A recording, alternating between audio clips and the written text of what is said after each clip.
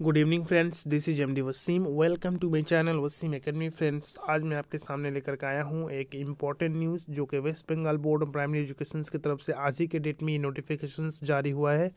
जैसे कि आप लोग देख सकते हैं 10/3/2023 आज शाम को ये मैसेज आया है कि 8 फेज़ का जो इंटरव्यू का जो प्रोसेस है उसका नोटिफिकेशंस आ चुका है। जैसे कि आप लोग देख सकते हैं notifications for interview viva voce and aptitude test for the 8 phase. ये जो इंटरव्यू का जो डेट है आपको दिया गया है यहाँ पे 20, 21, 22, 23 एंड 24 मार्च को। और ये हावड़ा ज़िला का इंटरव्यू होगा 20 से लेकर के 24 मार्च। ठीक है। और नीचे देख सकते हैं कुछ इंपॉर्टेंट डॉक्यूमेंट्स। आप लोग इंपॉर्टेंट डॉक्यूमेंट्स को अरेंज कर लीजिए और इसके हिसाब से इंटरव्यू का प्रिपरेशंस में लग जाइए। तो बस आज की वीडियो में बस इतना ही। मिलते हैं नेक्स्ट वीडियो में। Thank you friends, thanks.